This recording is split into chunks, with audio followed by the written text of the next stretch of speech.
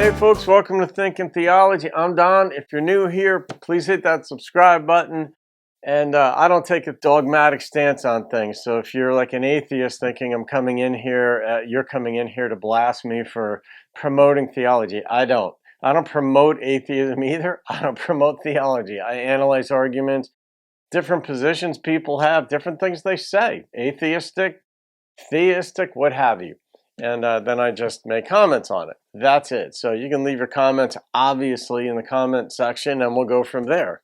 This one is Rainn Wilson tried being an atheist. Now, Rainn Wilson was Dwight Shrute on The Office, which is one of the best comedies of all time. It's in the top 10, absolutely, maybe in the top 5. That show was just hilarious. But it's hard not to call him Dwight Shrute, but his name is Rainn Wilson, and he's talking with a guy about it. I guess he tried being an atheist. I don't know anything about Rainn in this regard, so let's see what he's got to say.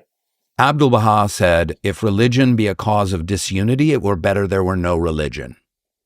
So in a way, right now, the only reasonable stance right now is that there be no religion, because the idea that followers of Jesus or followers of Moses or followers of Muhammad or Abraham or anyone, or even Buddhist terrorist monks in Sri Lanka, look it up, fighting in the revolution, are killing innocent people in the name of this all-loving God is an anathema to being a human being, and it were better to just have no religion whatsoever, and we should just try our luck with some kind of like evolved socialism like in Denmark or something like that.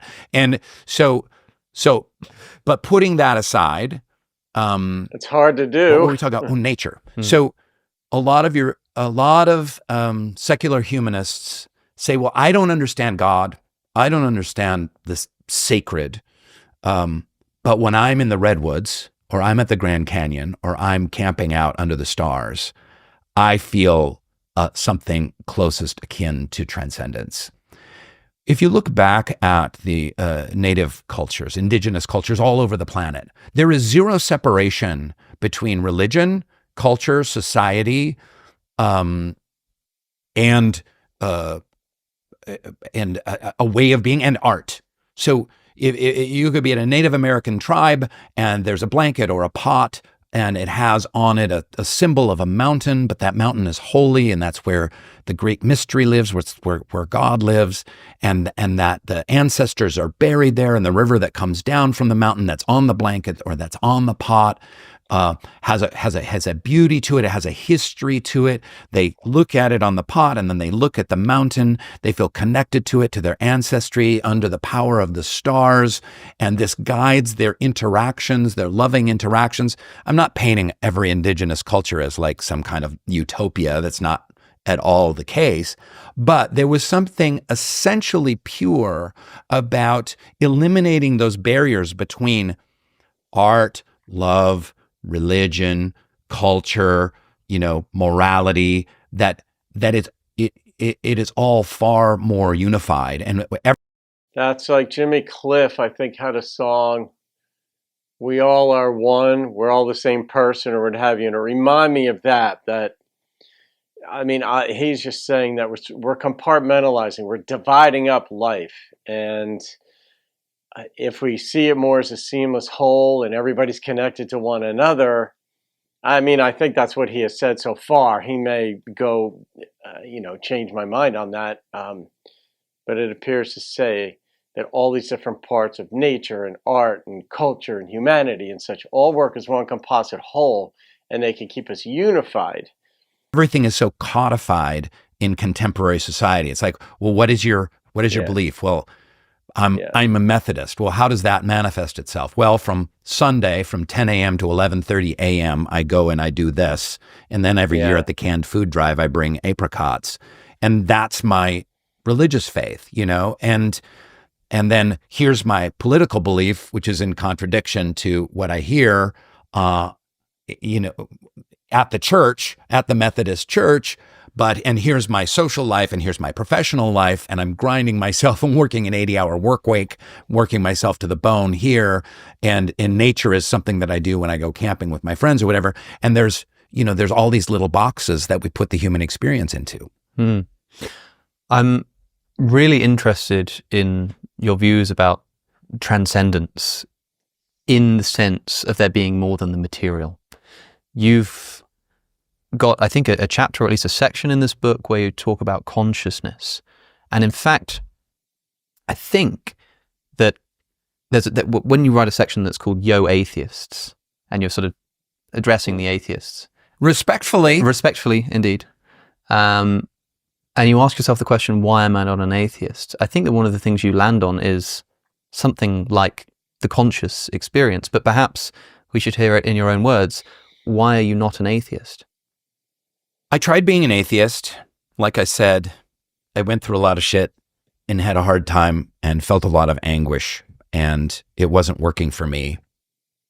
And that might sound like a cop-out, but that's just my experience. But ideologically, to me, essentially, there was something that just didn't make sense about it. It just, try as I might, and I tried for years to just embrace the fact that there was just stuff. There's just stuff.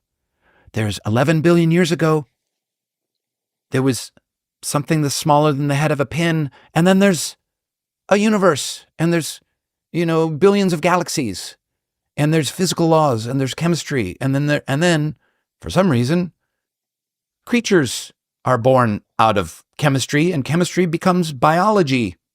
No one knows why. It's just like, it maybe came from an asteroid or lightning hit the ocean and created paramecium, and it's like, okay, sure. And try as I might at that time, in my early mid-20s, I just couldn't. It just didn't make sense to me, and I don't even mean like philosophically. I mean like just on a. That's what I said on a prior video. I think Carl Sagan had done it. No, it was Nat Geo. National Geographic did on the origins of the universe, and they started with, the theory that there's a singularity point where there's infinite density, and then at some point it destabilized essentially and expanded. I made the point in that video that conceptually, because we weren't there to experience that, and we're not on the mindset of a divine being, let's say, as we say, omniscient, omnipotent, as we define God, typically define God, it's equally difficult to conceptualize both.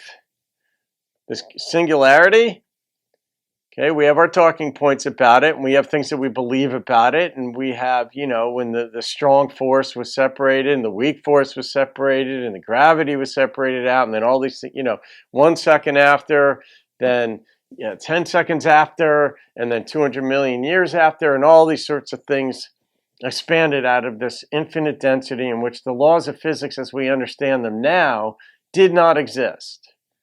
It's like, well, that's really hard to understand. It doesn't mean it didn't happen that way. It just means conceptually that's difficult. And it takes, in one sense, as much a matter of believing in that as it does in believing in God and trying to conceptualize somebody of infinite power, infinite wisdom, infinite love, despite the contradictions we see on planet Earth. Then we have to explain those away. They're equally conceptually, I'll just say, difficult to believe. And that's kind of what he's saying here. He's on the one side where just the singularity didn't work for him. The idea of a being that created everything seems to work for him. And I get it. That's a fair enough explanation. It's not fully my explanation, but it's his. Rocking emotional level.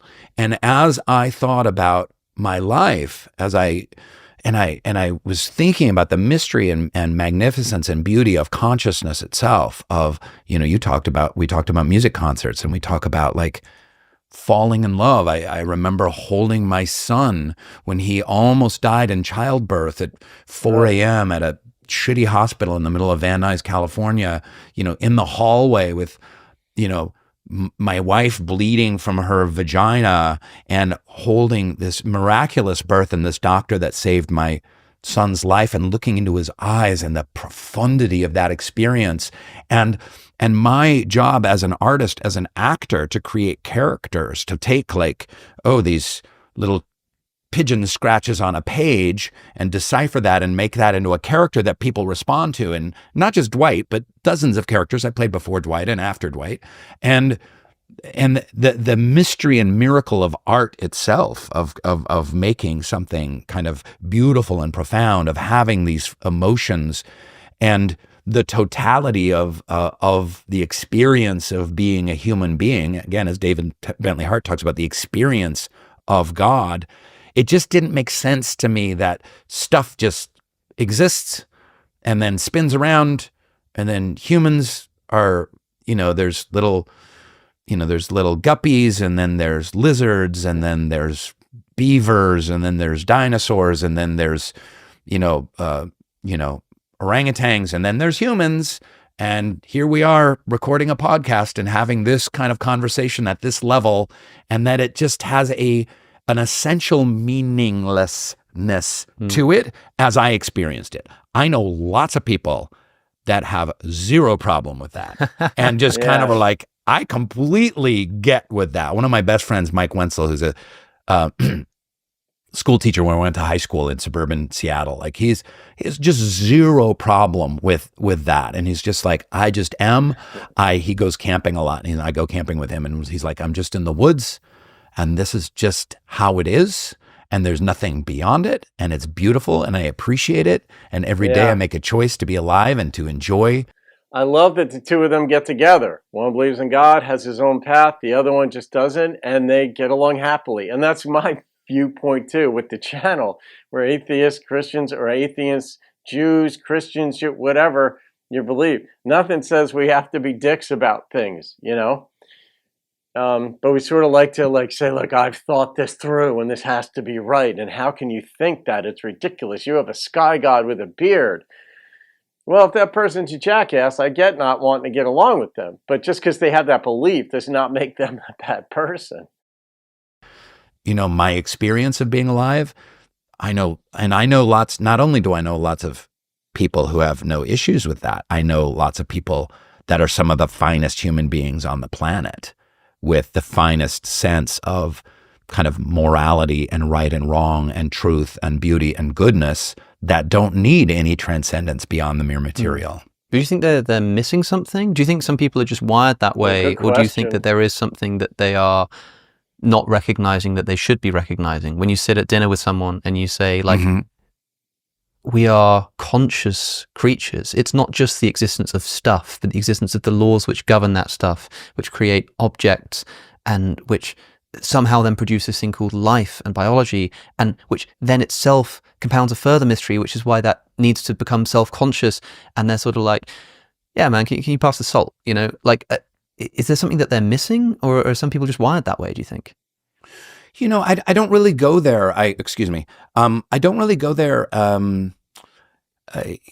Again, I think those debates are kind of tired, and I just feel like, listen, essentially, as a Baha'i, but even if I wasn't a Baha'i, I'd feel the same way. In my view, the world is falling to shit right now, and we need to make the world a better place. And I don't give a fuck what you believe. Are you a part of the problem or a part of the solution?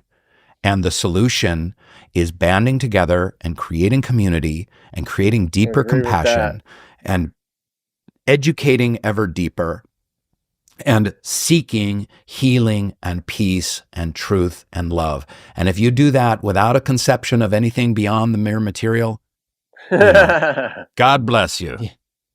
God bless you, kiddies. But and if you're a born again Christian and you speak in tongues and you're still doing it, great. God bless you too.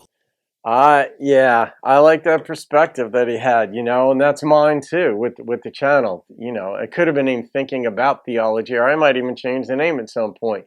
But theological topics, whether you believe in a God or don't believe in a God, there's still room for discussion and each of us to have personal self-improvement and however that looks.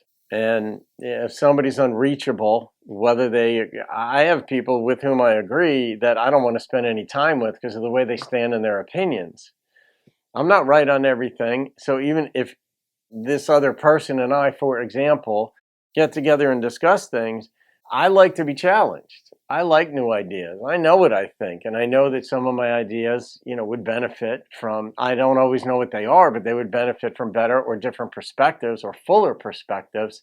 And the only way I'll get that is with somebody of a different viewpoint. And as long as we agree to be on life's path together and talk with one another respectfully, then we can, iron sharpens iron in that regard. And it's a fun process. It doesn't seem, a lot of people think change is difficult. That mantra itself has set a lot of people back because they go into it, this prearranged psyche that change is difficult. Change, if you look at it, is fun.